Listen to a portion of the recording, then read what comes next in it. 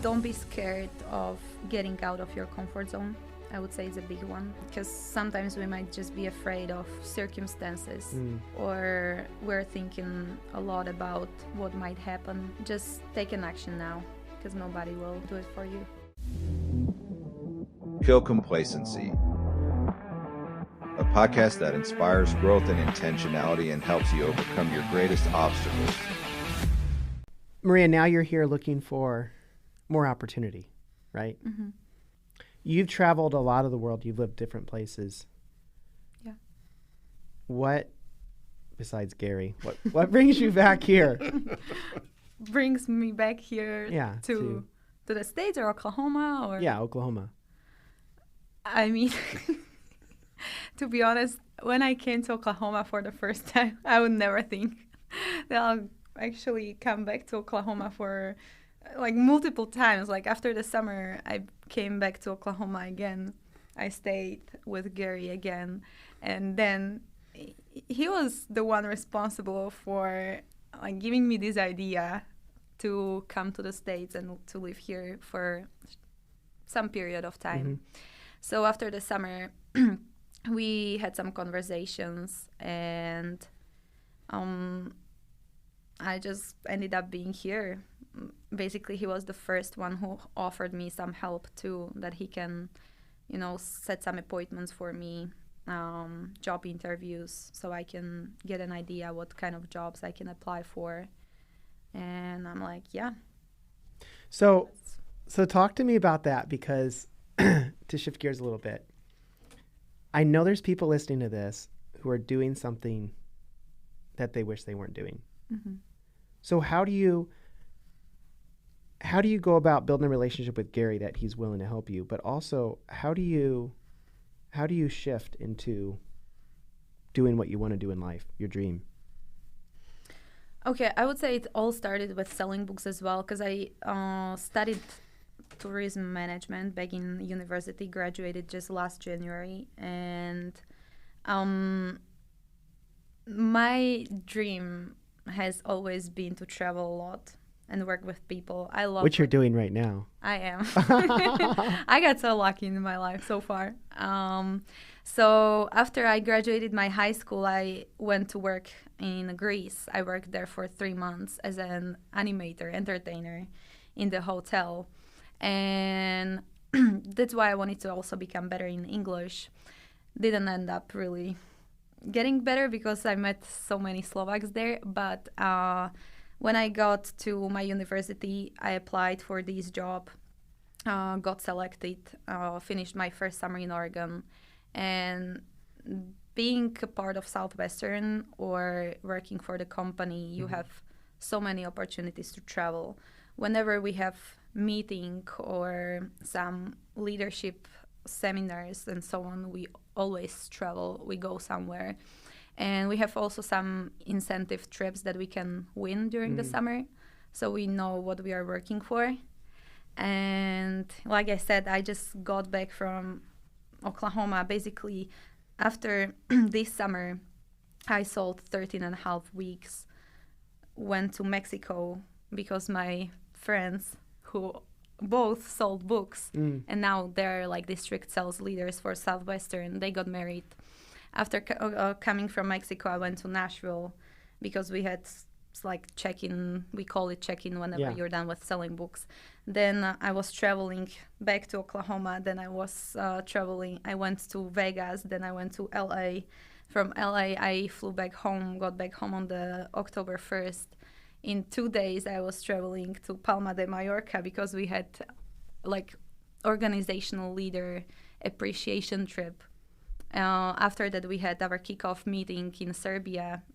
I got back home, was there for 5 days, went to Germany, and it's just a lot of traveling. And you love it. And you flew in yesterday from a mission trip in Nicaragua. She was there yesterday morning, and she arrived late last night. I picked her up at the airport, and today we've been off, and it's... Had a couple job interviews, and showed up here, and I said, hey, let's do a podcast.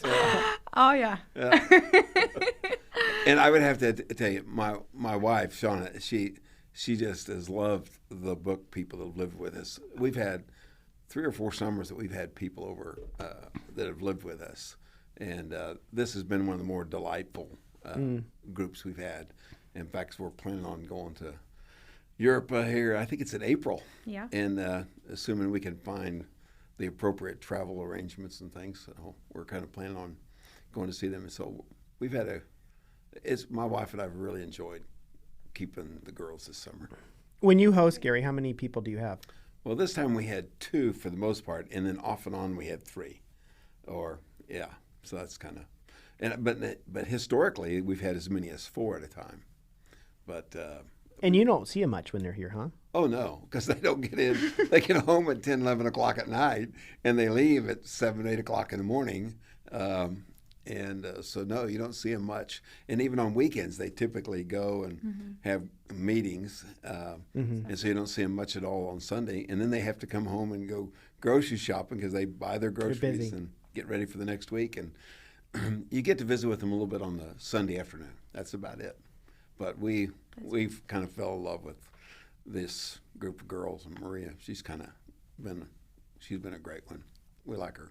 So anyway. Maria, what advice would you give to somebody who is maybe afraid of rejection and also but wanting to make their life better? That's a good one.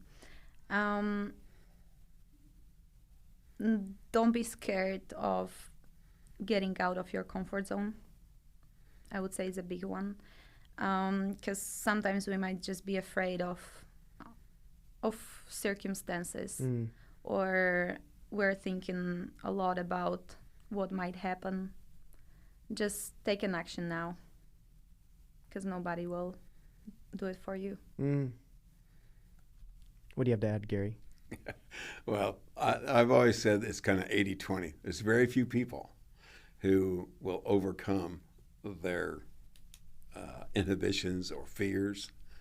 And strangely enough, before I did the book business, I really wasn't as much of an outgoing person. But if you do the book business, you're just going to learn about people, and you kind of go from there. And quite frankly, it sets your whole life up, your career, your relationship. I mean, my wife and I, she actually, we were engaged, and she came out for my last week of deliveries, which was in Kentucky, and she was blown away by the book business and stuff. But we've been married this next week 50 years.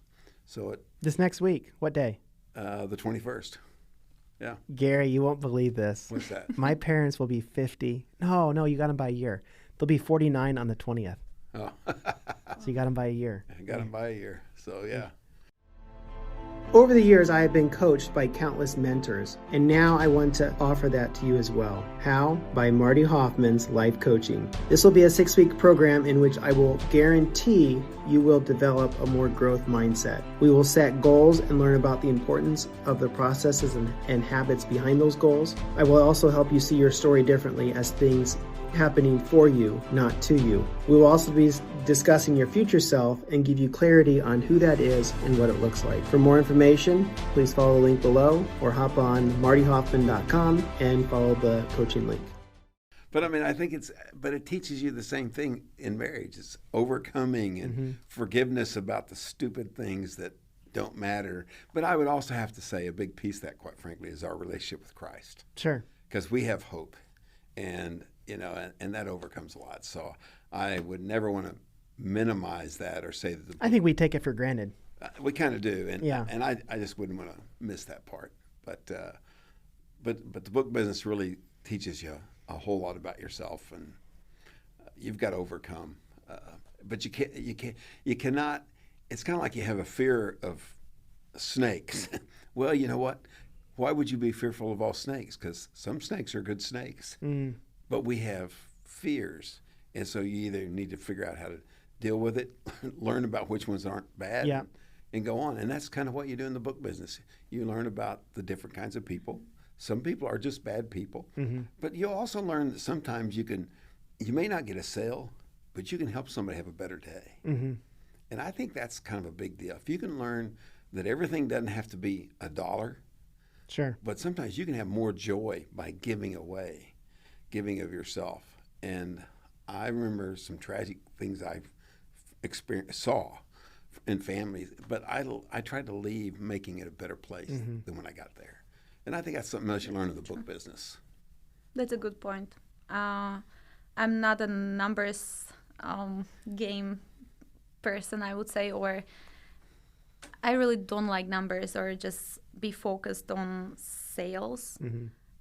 When I sell during the day, to kind of take the pressure off of me, I just always tell myself, like, hey, like, I don't care about sale. And I definitely agree with Gary, because all I'm focused on is just to make others serve, like a better place than I found them. And I don't really care if they're gonna buy. For me, it's very important how people will remember me when I leave them. Well, and you said earlier something about your emotions, not letting it bother your emotions. And I think when you go into it wanting to serve them, make them better, rather than it being about you and making the sale, it kind of changes that perspective, right? And it does, it makes you be less of a salesperson, which now your emotions are tied to it, and now you get rejected, and now you cry. And well, let me tell you, there are a few times that even big boys cry in the book business. Sometimes boys cry more than girls, I would say. It's funny, though. I would say in the book business, two things about it. One is I wasn't intellectually thinking about all the stuff down the road, like the dollars. I really focused really hard on 30 a day. That was really That was it. That was it, because if I thought about all the other stuff, I could get lost in all that. So I really tried to always get back to the 30 a day. And in fact, I always remember it was kind of fun because I allowed myself 15 minutes on a demo. And if it got down, and people would say, well, they didn't want to talk. And I said, look, I've got 15 minutes, and that's all I got. And so you get down to the end, and it's close to 15 minutes. And sometimes I would go, even though if I felt like they were going to buy, I'd go, my time's up. I need to know, are you interested or not? Because I'm leaving. And I did that. And sometimes people would go, no, I want one, And but that's what I really focused on. I remember that was kind of my big deal, because you can't think about the numbers, and you can't think about the potential problems, because if you do, you'll die. You'll just die. You got to get it off yourself. 100%. You can't think about yourself. It's interesting, guys. Gary, before the show, he was talking, and he pulled out of his pocket this coin. And this coin, tell him about the coin, Gary. Well, it was really funny. I've carried this coin. It's in my pocket. I'm going to pull it out. I carried this coin now for 55 years, and it's one I got the first week in the book business in 1970, I think it was, and it's called the 30 Demos a Day, 75 hours a week. I worked. Wow. And it's called the Southwestern Gold Award, and on the back it says integrity, goals, competitor, and teachable. And I just have always carried it because it was, I don't know, it was just kind of. That's really cool. I busted my rear to get that thing. Maria, do they still have these? Yes. Oh, I yeah. have mine in my wallet. Well, in fact, what happened was, and I was really sad, I lost this not but a few months ago, and they gave me a new one. And then about 2 months later, I found my old one. So I now have. Nice. Now you have two. I have two, but I have the new one, and I have the 55-year-old one. And but are they the same, Gary? No, they're a little bit different, but they're almost identical. Yeah. And they're made out of, is that brass? I think it's brass. But anyway, so yeah, it's kind of a big deal. It's a big deal only because it means something to me. Sure. Yeah. If you want to wear a billboard of a message of kill complacency or live intentionally, then check out my merch store. It's www.mindsetshop.com. Mindset is with an X, so it's MINDXET shop, SHOP.com, mindsetshop.com. Well, I appreciate this. I want to ask each of you guys this question. Since you're in the book business, what's your favorite book? Well, that's pretty easy. I know you're going to say the Bible, Gary. Yeah, so outside of the Bible. Give me one outside the Bible.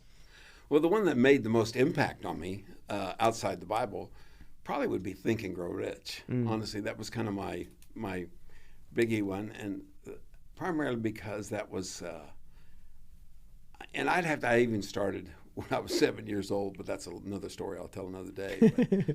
But what I liked about it is said, if you're going to, everybody else out there is working 40 hours a week. If you work more than 40, you can afford to pay yourself. And it said, pay yourself by putting in savings, put something aside. And it suggests, if I recall right, 10%. And it said, and take 10% and give it away. And I kind of took that by heart, and it's kind of lived with me now for 55 years. And so that book made a pretty big impact.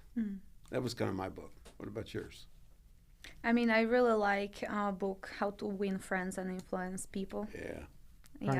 Carnegie. Yeah, I've read that one.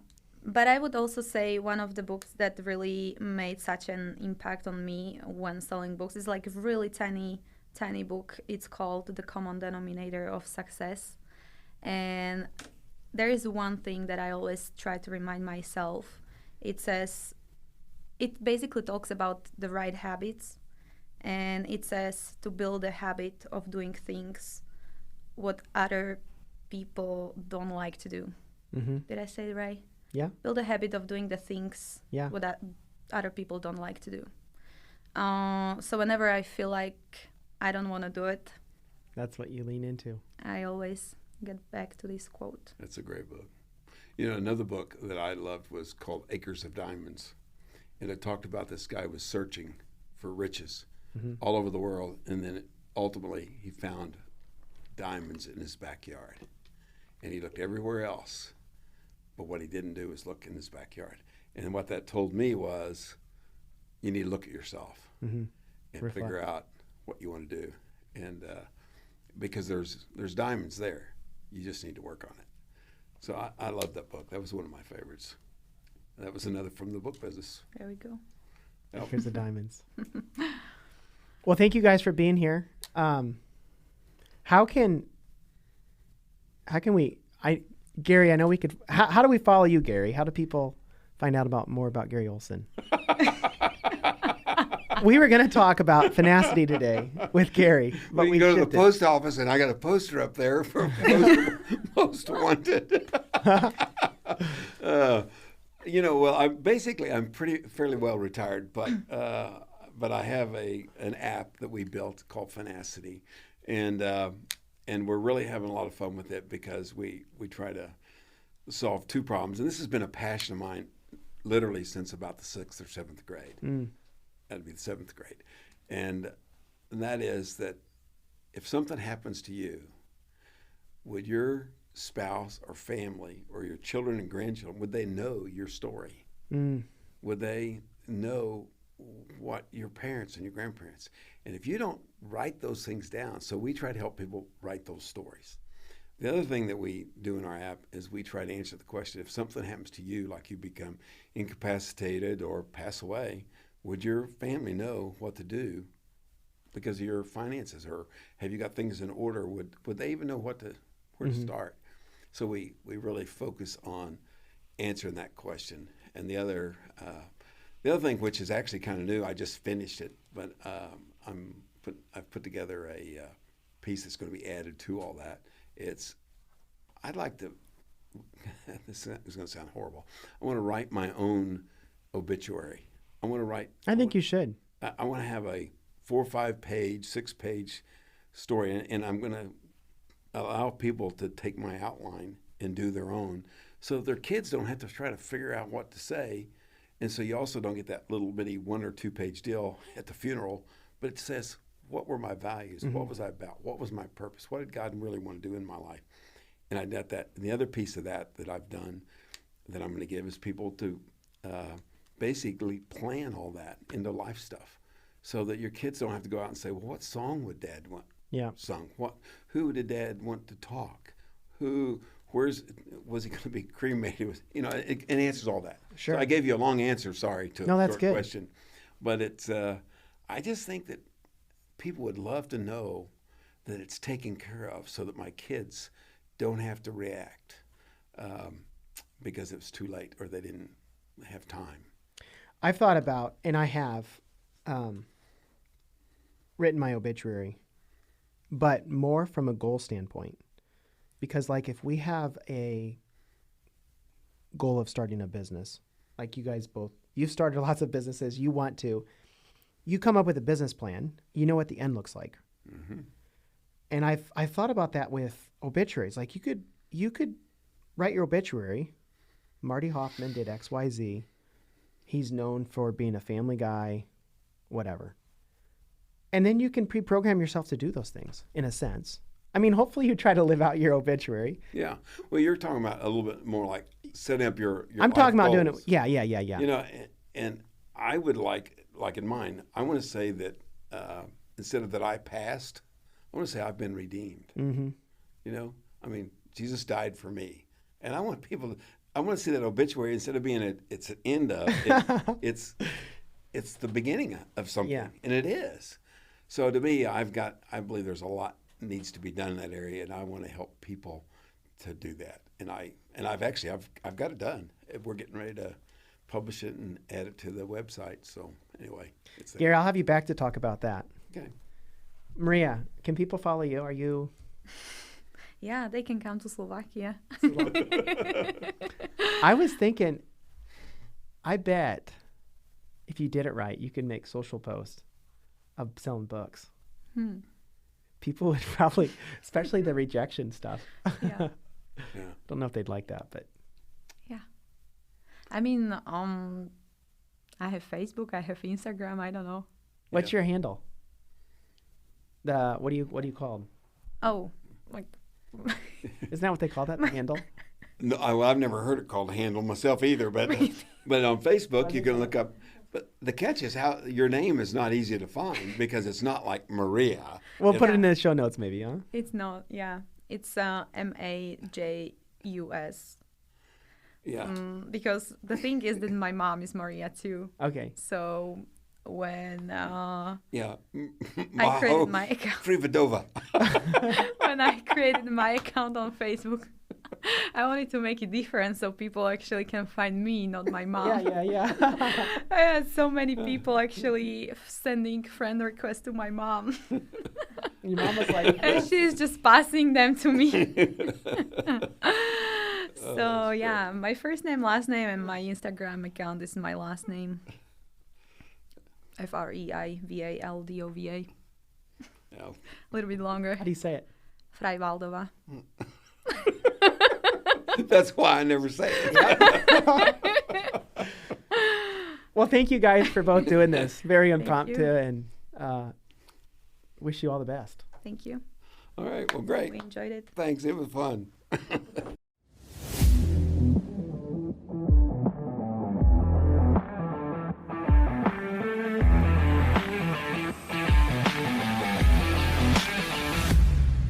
Wanted to thank you guys for listening to the end.